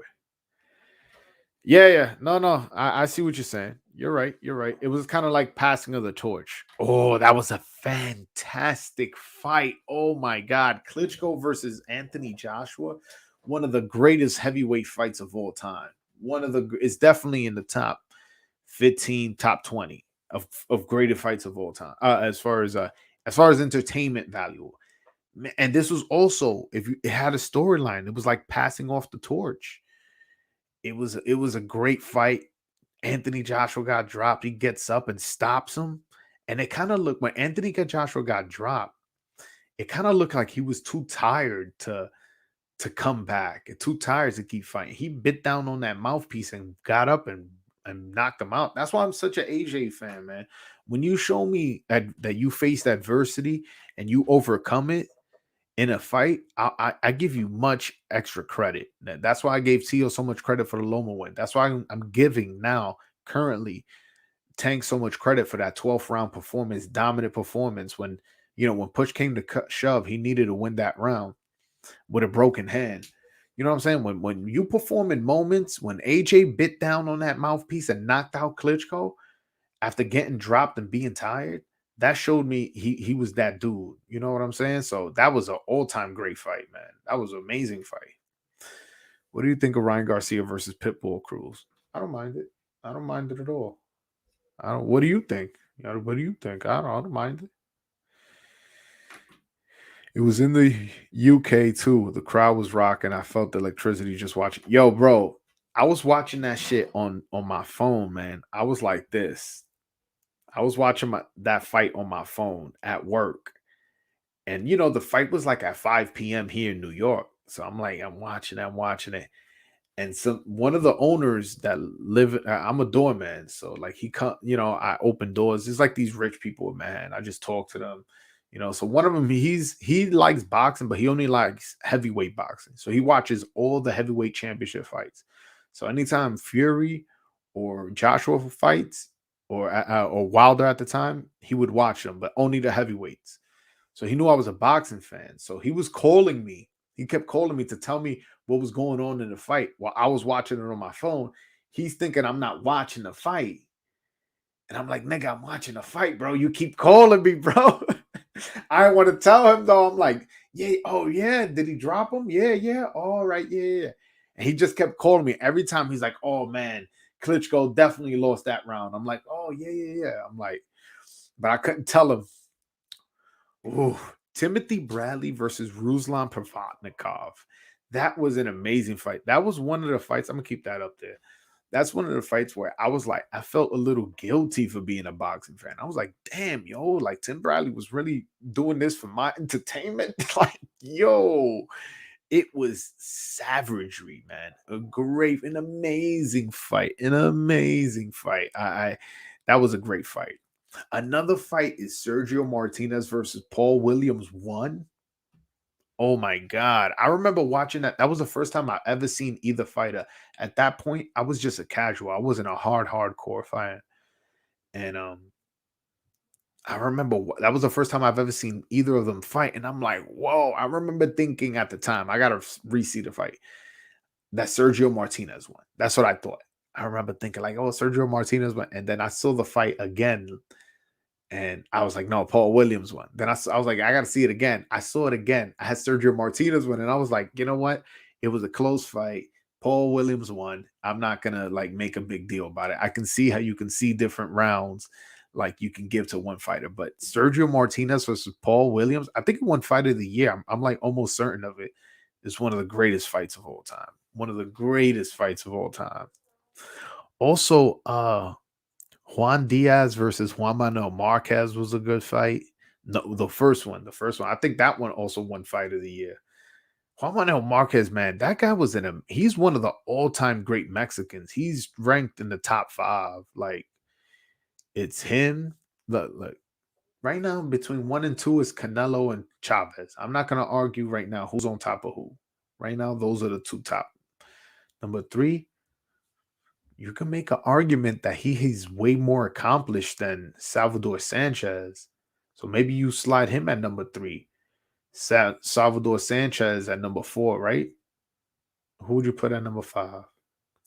Barrera? Man, I'm telling you, man. Look at Marquez's resume. That shit is crazy. Don't make me pull up his resume. Don't get me started on my fucking boxing history. We talk about fights, man. Great fights we love when we saw. I'm trying to think of another one.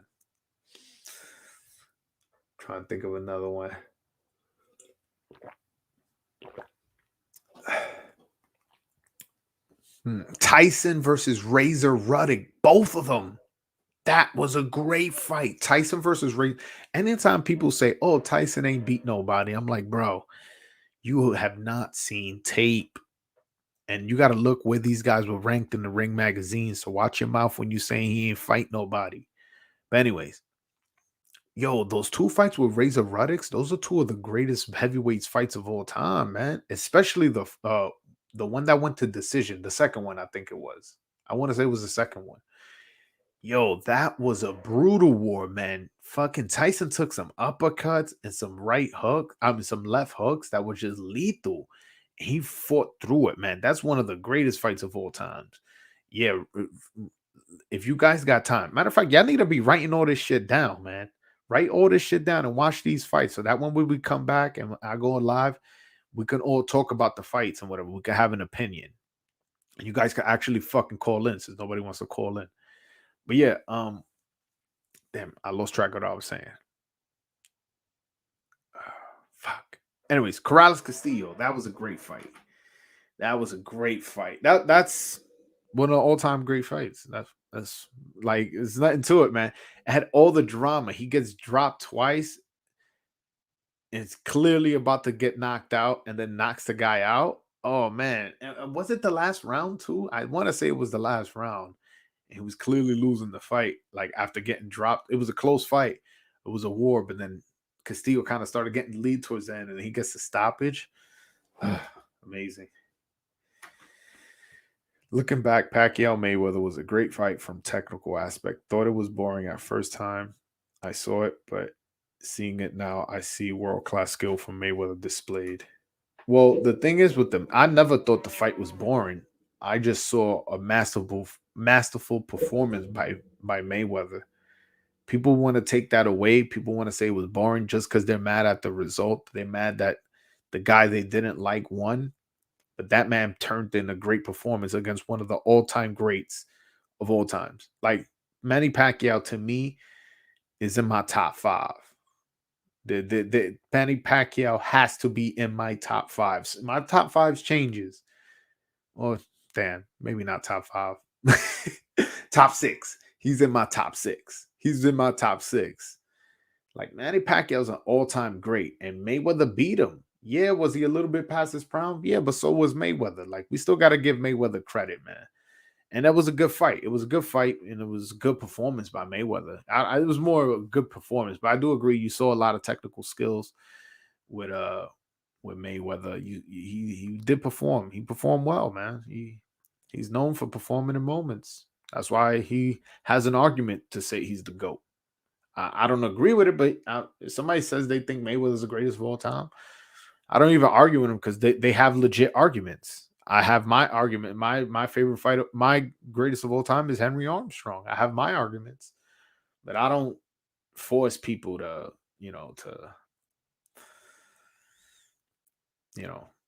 believe what I want to believe. If they're making a legit case. Now, if you're saying that fucking Larry Holmes is the greatest of all time, I'm gonna have to, chop your argument up. Tyson Razer, the one that went to decision, you lost track what you were saying. Oh shit, yeah. Thanks, bro. Yeah, that fight, it was a war.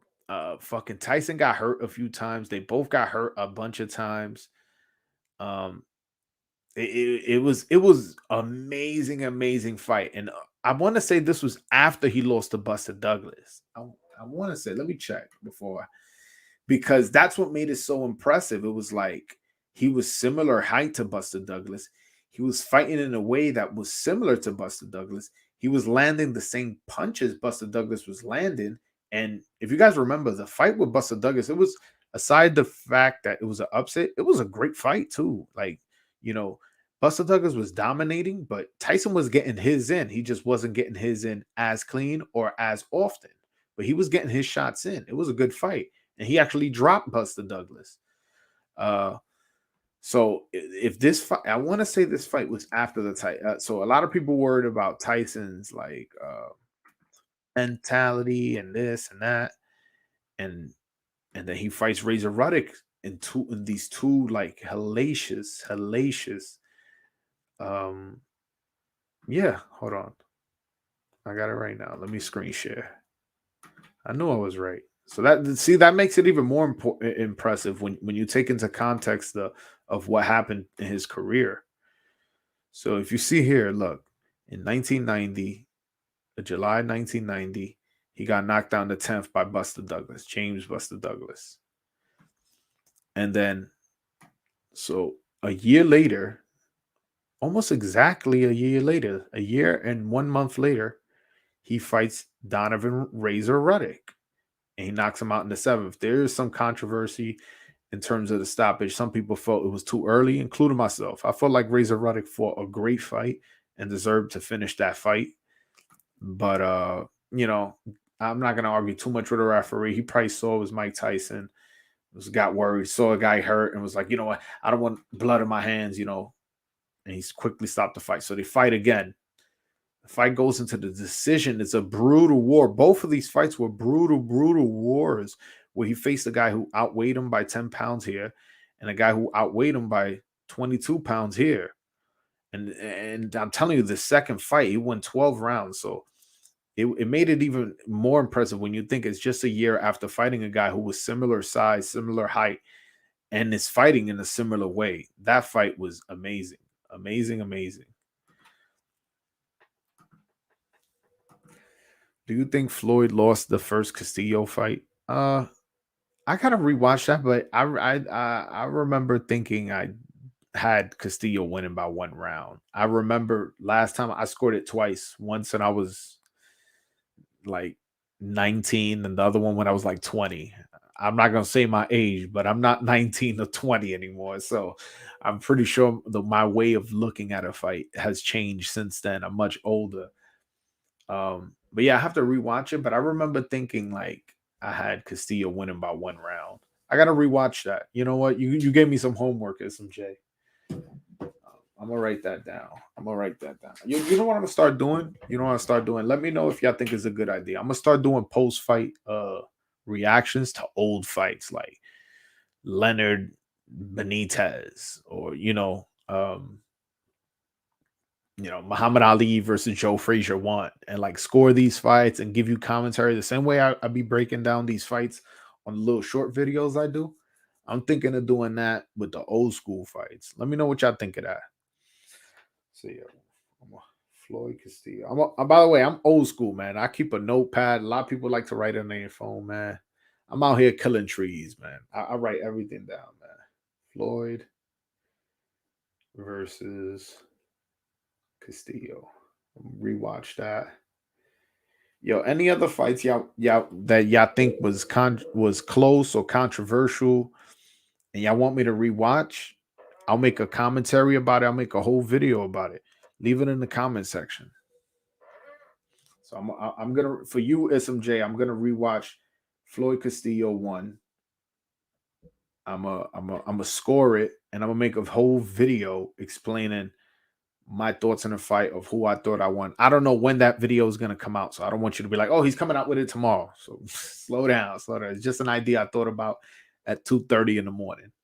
So that's what I'm gonna do. So that's one fight that I'm gonna rewatch and make a post fight breakdown for you. For myself, I want to do Sugar Ray Leonard Benitez. That's a good fight. I'm gonna do that one. That one's for me. For me, Ward Kovalev 2. All right. I mean 1. My bad.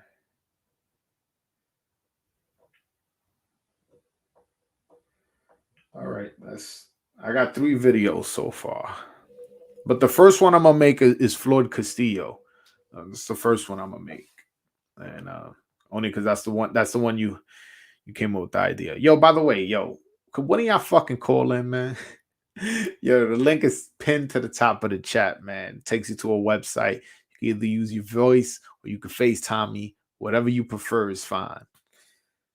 All right. I'm trying to think what other fight was close. You know what? Trinidad De La Hoya. I'm gonna rewatch that. I'm gonna rescore that. Trinidad.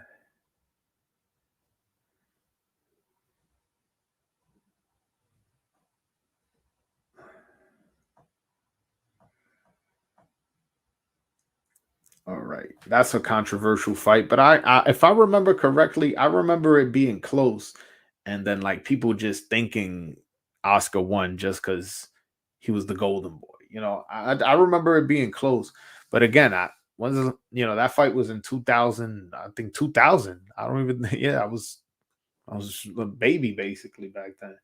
So I don't think I've ever. I think I might have rewatched that once in college, but I don't remember scoring it. But yeah, I'm gonna rewatch that fight. There's a couple other fights that were close that people feel could have gone the other way. Oh, Leonard versus Hagler. What do y'all think? You know what's funny? I've watched Leonard Hagler probably like 5, 6 times, and I think I've come up with a different score each time because there were rounds where kind of like nobody really did anything. Like, like, yeah, he landed a jab and yeah, he landed a punch to the body, but there were rounds where not much action happened or where there was a lot of smothering and holding. And so there's like 3, 4 rounds like that where you kind of like have to pick a random winner. So that's a real hard fight to score. But I've had it sometimes for Hagler, sometimes for her Leonard. Last time I gave it to Hagler. Last time that was like I want to say about like 4 months ago, 3 months ago. I gave it a Hagler, but I want to say by 1 point.